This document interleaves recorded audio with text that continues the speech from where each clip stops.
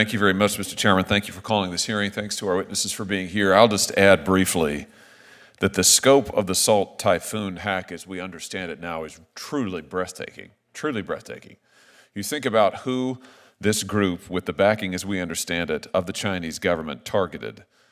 The staff members of the current Senate Majority Leader, the staff of the current Vice President of the United States, the current President-elect of the United States, the Vice President-elect of the United States. And to the extent we know, they were successful, perhaps, in garnering at least some of the communications of these individuals and their staffs. And this is truly extraordinary. And I hope it is a wake-up call for our entire government, our entire country, that we face with China a peer competitor of a kind that we frankly haven't seen in any of our lifetimes. And I hope it's also a wake-up call for these American corporations that for too long have been willing to sell out American jobs and America's security interests in order to make a quick buck, and in so doing have threatened all of us. If there's ever an advertisement for bringing our critical supply chains home, if there's ever an advertisement for bringing back core American manufacturing, if there's ever an advertisement for safeguarding American jobs in every sector, particularly these critical sectors that have to do with telecom and communications, this is it. This is it. The time is upon us now to make sure that we safeguard these critical industries and that we put an end to Chinese influence and espionage, which is trying to spread itself into every sector worldwide and right here in the United States. That's why this hearing is so timely. Thank you again, Mr. Chairman. I look forward to hearing from our witnesses. Thank you, Mr. Chairman. Thanks again to all of you for being here. Mr. Myers, if I could just start with you. You just referred to the Salt Typhoon attack as a sophisticated attack. Can you just elaborate? We still don't know a whole lot exactly of what's happened, at least from public reporting. You have extensive experience in this area, as you've just elaborated, for going back years now. So could you give us your sense of the sophistication level involved here, what we might be looking at in terms of ramifications? Sure, thank you, Senator. The sophistication isn't necessarily just to be measured in terms of how they get in, but what they do once they get in terms of the broad collection operations that China's been running in general. This really belies what their intention is, to collect large amounts of information that they could later exploit, whether that be political information, military information, or intellectual property. We've seen the Chinese over the past decade significantly up-level what they were doing. In the testimony, I refer to smash and grab operations, where they would break into one target, steal the thing that they want, and then leave. They are now maintaining persistent and enduring access to those targets in order to continuously collect large amounts of information and exploit downstream relationships to other interesting targets. Exploit downstream relationships. Give me an example. Sure. So with a lot of the telcos or ISPs that might be targeted, they have customer trust relationships, right? In other words, other organizations rely on those critical infrastructures for services or even shared services or web hosting, things of that nature. And they can exploit that trust relationship to then take on the persona of the initially targeted organization to exploit that trust relationship and use that to move to other areas. So could the hackers impersonate particular individuals? They could, yes. Could they disrupt specific communications between particular people? I'd say it's fair to say once they gain access to the telco or to the mobile provider, they could initiate or disrupt communications, and it's at the core of the system, right? So they'd be able to basically do anything that the telco could do. You mentioned their intention being to exploit this information. What are some possible examples of that exploitation? What could we be looking at? In the case of many of these Chinese adversaries, espionage would be the number one objective or motive in order to collect information.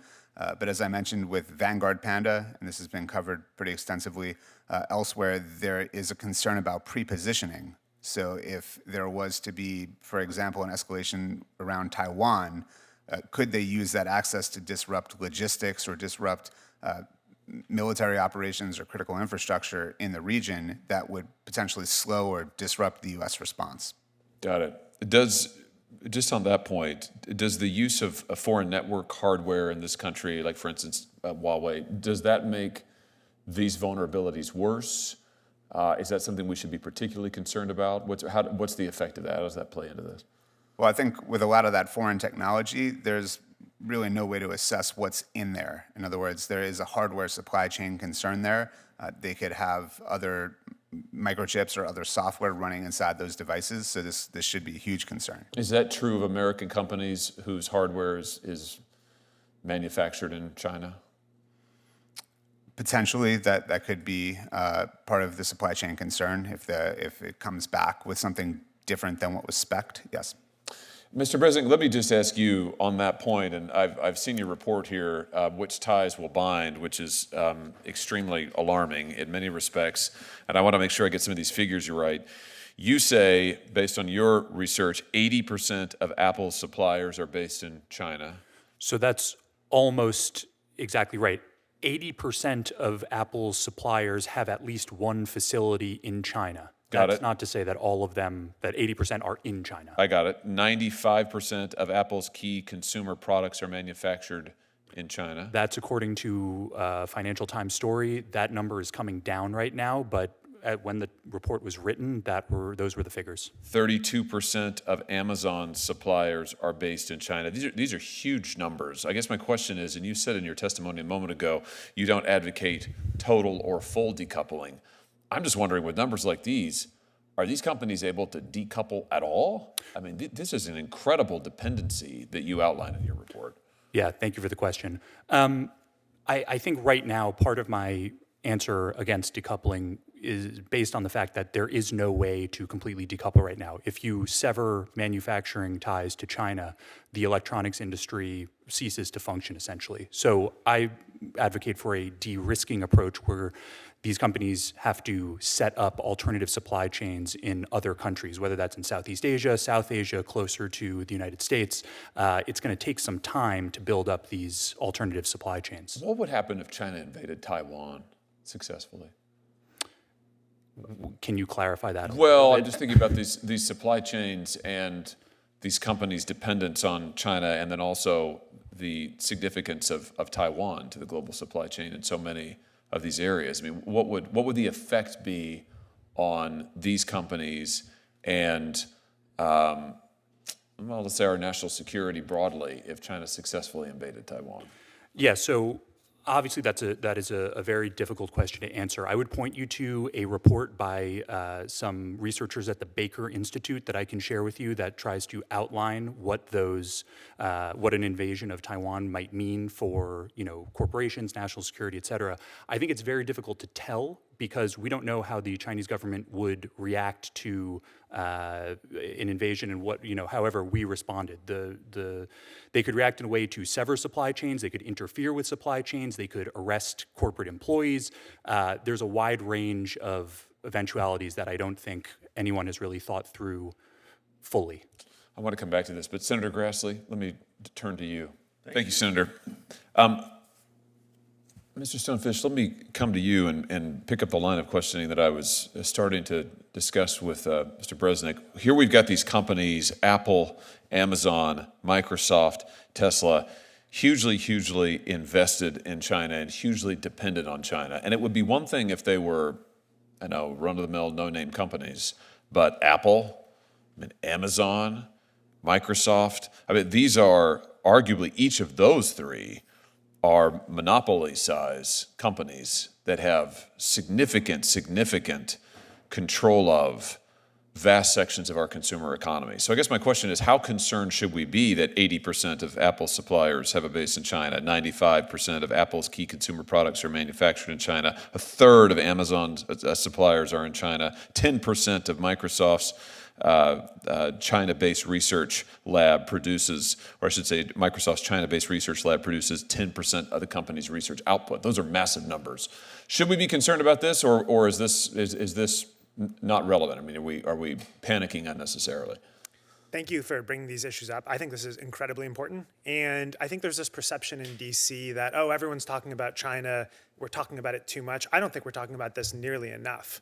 I am really appreciative that you brought up the potential for a Chinese invasion of Taiwan and a war with Taiwan. It's our very strong belief that the businesses you mentioned have constantly underpriced the risk of a Chinese invasion of Taiwan, and they've long underpriced the risk of their very heavy China exposure. There's massive national security implications of the figures that you just described. And I think US government agencies need to be really aware of the various different interests and influences inside these corporations. You know, we're in an era of shareholder capitalism, and if it's in Apple's best financial interest to double down on China, where does that leave us, and where does it leave Apple consumers? I was using an Apple laptop right here, but also the US government. And I think this is especially the case with Microsoft and the US government's relationship with Microsoft, and understanding that the depth of Microsoft's entanglement with China and with the Chinese Communist Party poses very real supply chain and security risks, and these are things that big US companies absolutely need to disclose. You say that you think that these companies, there's a real risk that they underrate the significance of a potential Chinese invasion and takeover of Taiwan. Just elaborate on that, and what do you think are, what are some of the scenarios there that we should be prepared for? So 3 different potential scenarios. One is business as usual, tensions abate. Second is a limited Chinese invasion of Taiwan, perhaps a la what Russia did in Ukraine in 2014, seize a few of the outlying islands, assassinate Taiwanese politicians, seize a little bit of territory and stop, or a full-scale Chinese invasion of Taiwan, which could potentially lead to World War III. In the latter 2 scenarios, this would have massive upheavals for not only the global order, but US businesses and their interests in China, especially in the third scenario, where the Taiwanese semiconductor market gets knocked offline potentially, could drastically transform these companies and their share prices. And if this does happen, we expect a lot of companies will expect the US government to bail them out or to support them, when at this time, they're way too exposed to China for US national interests. While the chairman gets ready to ask his questions, let me just ask you on that. On the scenario where the Taiwanese semiconductor production market gets completely knocked offline, which is a very real possibility for the scenario of a successful invasion of Taiwan, what would that look like for the United States? Just walk us through the potential ramifications there. Initially, it would be devastating. What usually happens in instances like this, with the caveat that these things are very unpredictable, is that devastating weeks, months, and then people come up with alternatives. It's unclear what that will be, but US ingenuity and brilliance would allow for alternate supply chains and alternate possibilities. And so it wouldn't be a catastrophic end to the technological age, but it would have very, very major implications. And the companies that today are making the right de-risking choices and are making the right choices of moving out of China will be in much better shape if China does invade Taiwan.